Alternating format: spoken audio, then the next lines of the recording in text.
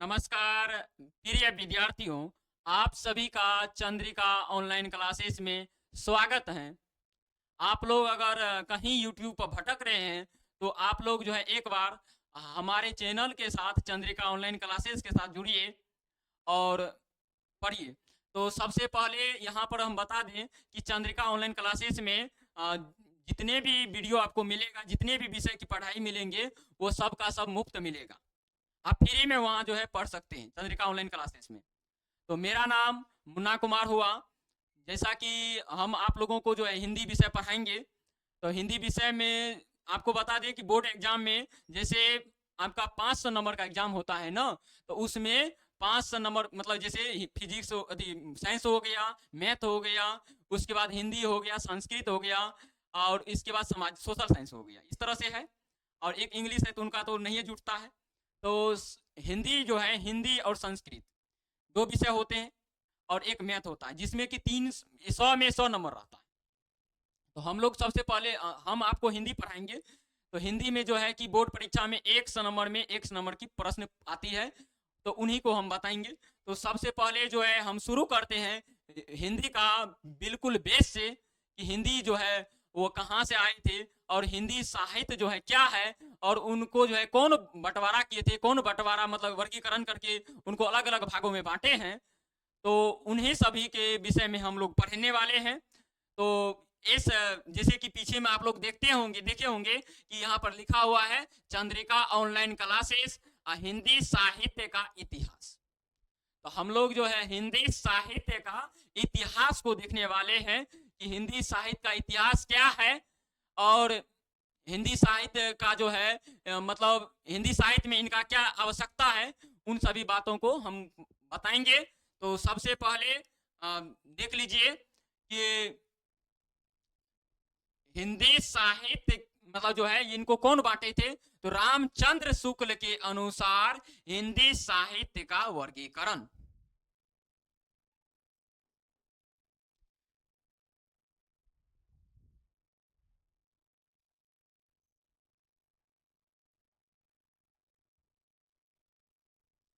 देखिए, रामचंद्र शुक्ल के अनुसार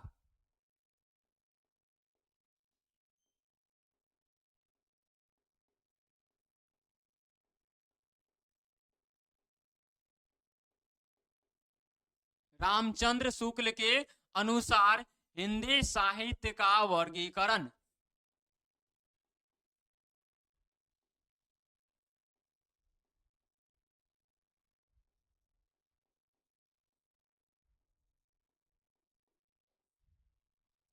तो रामचंद्र शुक्ल जो हैं हिंदी साहित्य को 3 भागों में बांटे थे। तो कौन कौन भाग होता है उन सभी को चलिए देखते हैं। आप लोगों को जो है दिखा रहे हैं कि हिंदी साहित्य को रामचंद्र शुक्ल जी कितने भाग में बांटे थे। तो 3 भागों में बांटे थे। पहला था आदिकाल, और आदिकाल का दूसरा नाम था रीतिकाल, और दूसरा था मध्यकाल।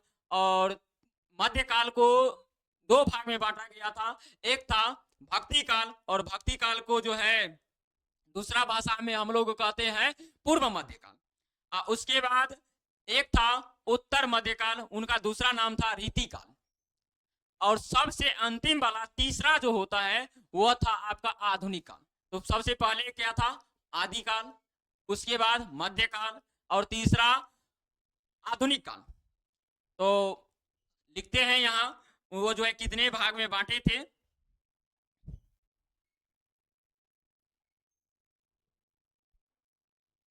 देखिए, हिंदी साहित्य का वर्गीकरण कर रहे हैं हम लोग।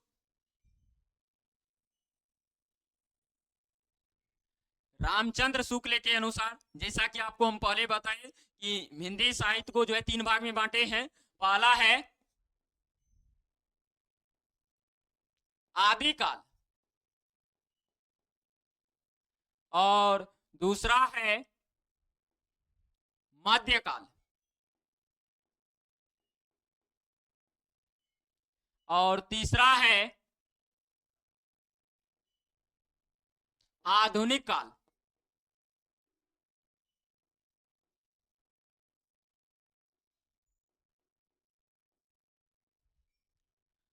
अब देखिए, इन सब का भी दो दो नाम होता है।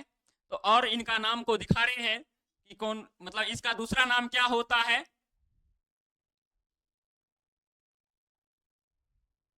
अब देखिए, आदिकाल का जो है दूसरा नाम होता है वीर गाथा काल।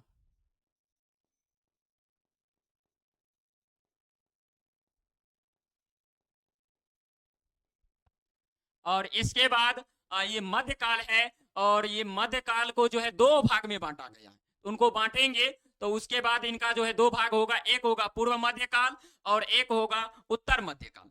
लेकिन आधुनिक काल का जो है दूसरा नाम होता है गद्य काल। ठीक ना। अब इसके बाद देखिए, हिंदी भाषा की उत्पत्ति किस काल में हुई थी, अगर ये प्रश्न आपसे पूछा जाए तो आप कहिएगा हिंदी भाषा की उत्पत्ति आदिकाल के जो है अपभ्रंश काल में हुई थी।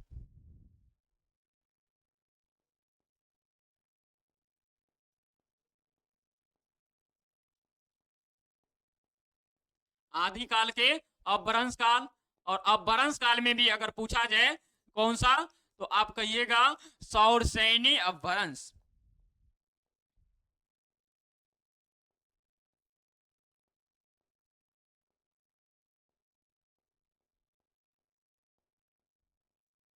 देख लिए।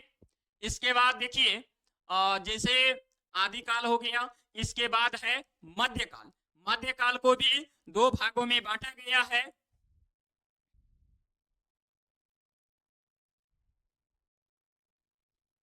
मध्यकाल को दो भागों में बांटा गया है। पहला है,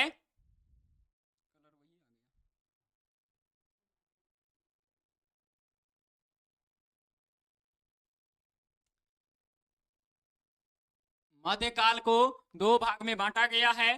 पहला है पूर्व मध्यकाल। पहला पूर्व मध्यकाल।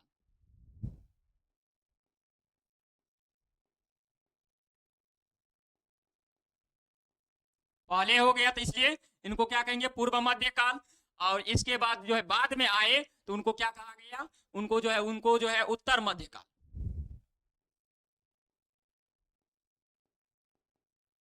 पूर्व मतलब पहले, उत्तर मतलब बाद।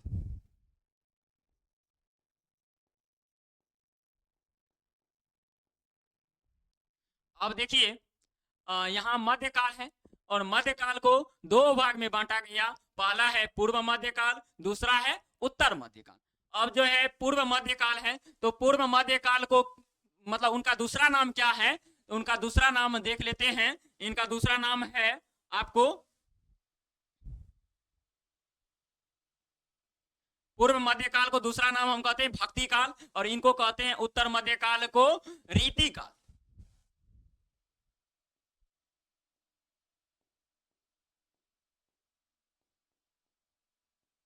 भक्ति काल, और इसका होता है रीति काल।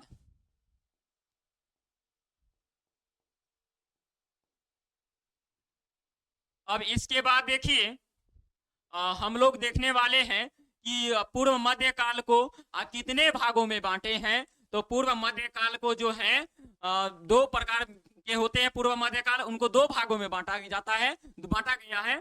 पहला है सगुण और दूसरा है निर्गुण। एक था सगुण, कहने का मतलब जो इसका आस्था जो है ईश्वर के प्रति था, वह सगुण में आ गए। जो मान लीजिए कि ईश्वर के प्रति आस्था कभी नहीं रखते थे, वह निर्गुण में थे। जो मान लीजिए मूर्ति पूजा पर विश्वास रखते हैं, वह सगुण भक्ति काल में आएंगे, और जो मूर्ति पूजा पर विश्वास नहीं रखते हैं, वह निर्गुण भक्ति काल में आएंगे। तो इसको जो है दो भाग में बांट देते हैं। पहला था आपको जो है सगुण, और दूसरा है निर्गुण।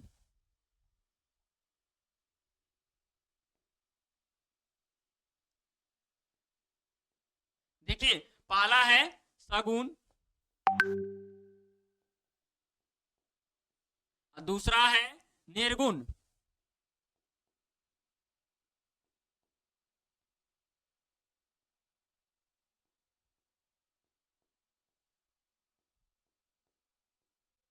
अब देखिए, सगुन में जो आए कवि, तो उनको क्या कहा गया था, इनको जो है संत बोला गया था। सगुन में जो कवि हुए, उनको क्या कहा गया, शांत और निर्गुण में जो कवि हुए उनको क्या कहा गया? सूफी।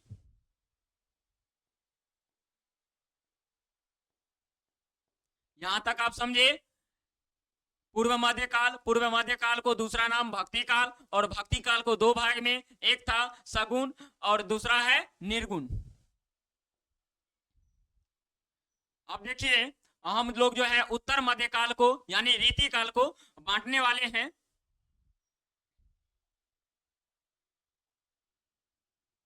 रीति काल को कितने भागों में बांटा गया है? तो रीति काल को तीन भागों में बांटा गया है। एक है रीतिबद्ध, एक है रीति युक्त, एक है रीति मुक्त। जो रीति से बंधे हुए थे, मतलब भावना से बंधे हुए थे, वह थे रीतिबद्ध। उसके बाद जो मतलब रीति से जुड़े हुए थे वो हो गए रीति युक्त, और तीसरा था रीति मुक्त, जो रीति भावना ये सब चीज से वह जुड़ा हुआ नहीं था। तो इस प्रकार से रीति काल के तीन प्रकार होते हैं। पहला है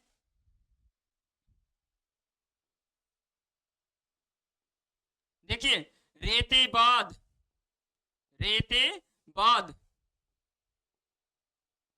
दूसरा है रीति युक्त, रीति युक्त, और तीसरा है रीति मुक्त। इस प्रकार से रीति काल को जो है बांटा गया, ठीक ना। इसके बाद अब जो है इनको समझ गए, रीति मतलब क्या होता है? भाव भावना, इनसे जो बंधे हुए थे वो रीतिबद्ध में आ गए, और जो रीति से जुड़े हुए थे उसी मतलब जो है वो रीति युक्त में आ गए, और जो रीति से अलग थे वो रीति मुक्त में आ गए। अब इस प्रकार से रीति काल का हम वर्गीकरण कर दिए। अब आपको जो है एक नजर आता होगा अंतिम वाला, वो है आधुनिक काल। और आधुनिक कालों को कितने भागों में बांटा गया है, ये आप लोग जो है बड़ा धैर्य से देख रहे होंगे कि आधुनिक काल को अब कितना भागों में बांटा गया। जिस प्रकार से इधर देखिए, इधर जो है पूर्व मध्य काल को हम लोग जो है दो भाग में बांट दिए, इनको तीन भाग में बांट दिए, लेकिन इनको कितना भाग में बांटा जाएगा ये जो है आप लोग सोच रहे होंगे। तो चलिए इनको भी बांट देते हैं, ठीक ना। इसको जो है कितने भाग में बांटा गया इनको थोड़ा देख लीजिए। अब देखिए, इनको जो है सबसे पहले 5 भागों में बांटा गया। कौन सा? पहला है भारतेंदु युग। देखिए, इनको 5 भागों में बांटा गया। पहला है भारतेंदु, दूसरा है द्विवेदी युग, तीसरा है छायावादी युग, और चौथा है प्रगतिवादी युग, और पांचवा है प्रयोगवादी युग। तो सबसे पहला कौन सा? भारतेंदु युग। इसके बाद इसी को हिंदी भाषा का जनक माना जाता है, भारतेंदु युग। भारतेंदु से क्या पता चल रहा है कि हिंदी भाषा के जो जनक थे भारतेंदु हरिश्चंद्र, उनका समय होगा भारतेंदु युग। इसके बाद दूसरा कौन सा है? द्विवेदी युग। दूसरा द्विवेदी युग, भारतेंदु युग, द्विवेदी युग, और तीसरा है आपको छायावादी युग।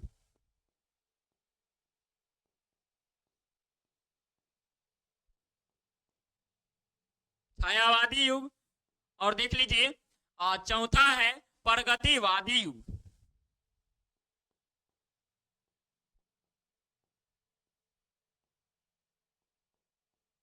और पांचवा है आपका प्रयोगवादी युग।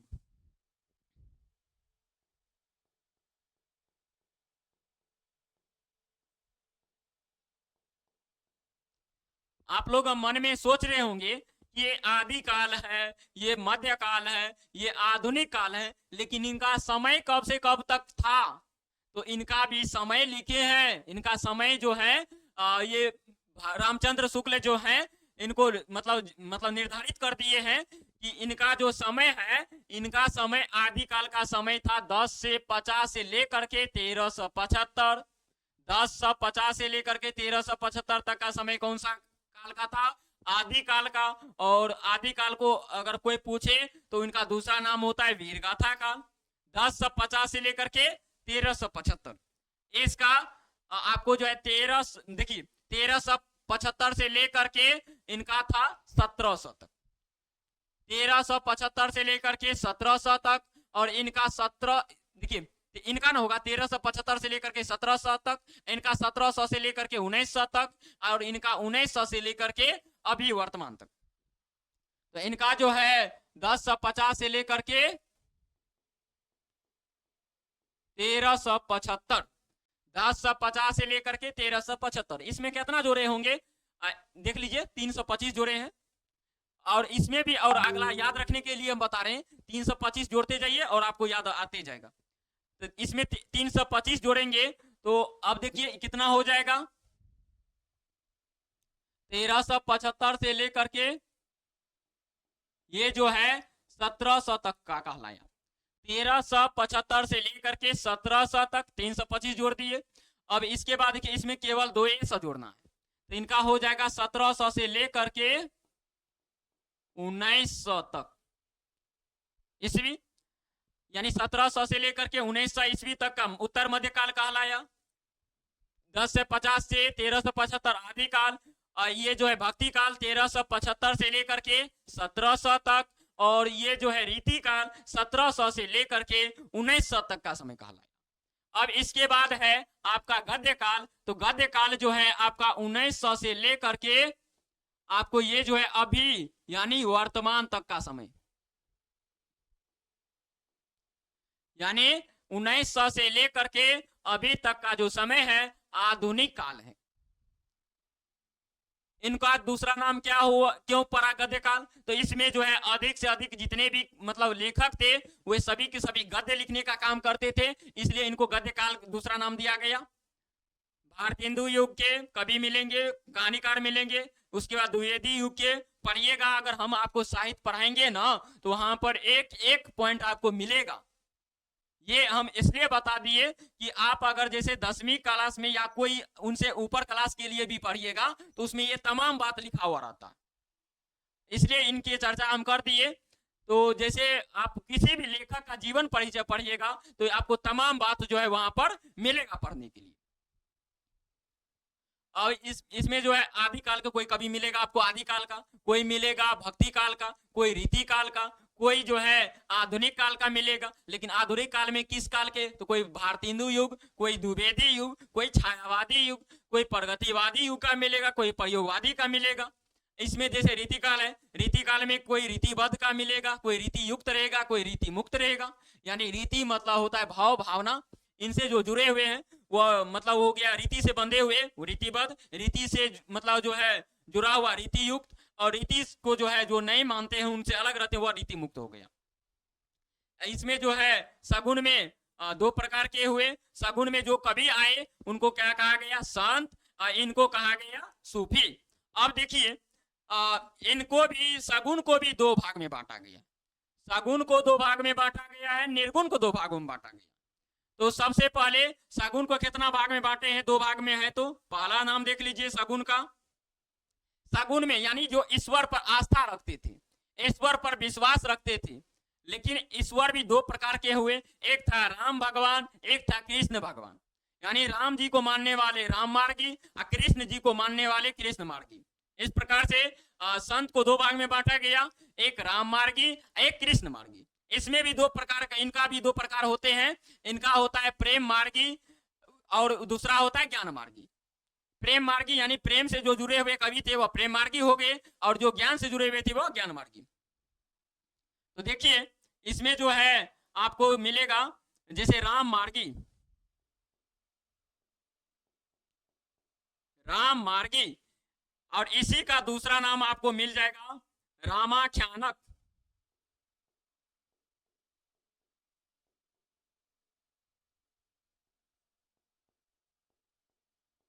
रामाख्यानक। और जो है रामाश्रयी, कई नाम होता है इनका, रामाश्रयी, राम मार्गी, रामाख्यानक, रामाश्रयी। इसी प्रकार से इनका हो जाएगा कृष्ण मार्गी, कृष्णाख्यानक,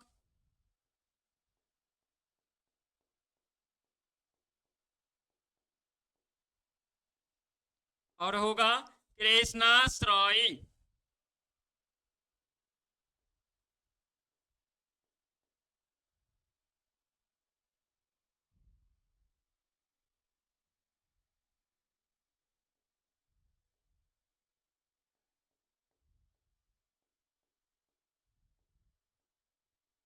अब देखिए सगुन को तो जो है, सगुन में जो कवि आए उस संत को दो भाग में बांट दिए। एक राम भगवान को मानने वाला, राम मार्गी, रामाख्यानक, रामाश्रयी, ये सब इन्हीं का नाम है। इसके बाद देखिए इनमें जो है तीन, मतलब इनका जो है एक प्रकार, दूसरा प्रकार है कृष्ण मार्गी, और इसका दूसरा नाम है कृष्णाख्यानक, कृष्णाश्रयी। यानी कृष्ण भगवान से जुड़े हुए को कृष्ण मार्गी, राम भगवान से जुड़े हुए को क्या कहा गया, राम मार्गी कहा गया।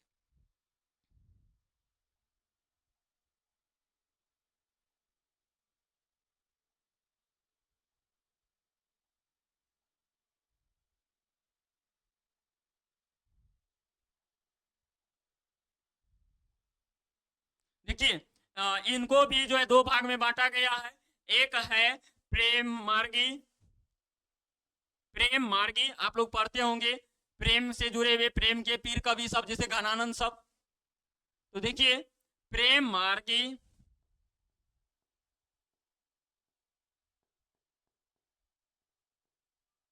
इसके बाद ज्ञान मार्गी।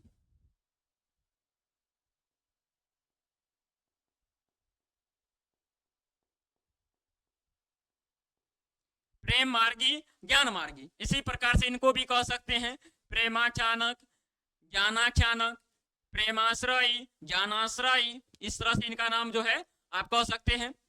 तो इस प्रकार से रामचंद्र शुक्ल जी जो है हिंदी साहित्य को विभाजित किए थे।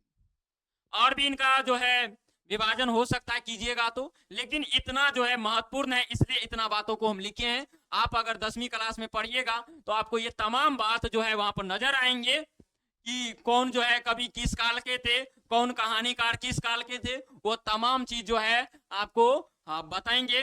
तो अगर कोई मतलब इनको देखना चाहते हैं, लिखना चाहते हैं तो लिख सकते हैं। ये जो है रामचंद्र शुक्ल के अनुसार हिंदी साहित्य का वर्गीकरण, आदिकाल, मध्यकाल, आधुनिक काल, इनका दूसरा नाम वीरगाथा काल, इसका दूसरा जो है, इनको दो भाग में बांटा गया, पूर्व मध्यकाल, पहले हुआ तो इसलिए पूर्व, अब बाद में हो गया तो उनको उत्तर। पूर्व को जो है दूसरा भाषा में भक्ति काल कहा गया, उत्तर मध्यकाल को दूसरा भाषा में रीति काल कहा गया। अब देखिए भक्ति काल को दो भाग में, एक सगुन, एक निर्गुण। सगुन में जो आए कवि उनको संत, जो निर्गुण में आए उनको सूफी। अब जैसे संत आए तो इनको जो है दो भाग में, सगुन वाले संत को दो भाग में, राम मार्गी, कृष्ण मार्गी। इसमें निर्गुण वाला में प्रेम मार्गी, ज्ञान मार्गी।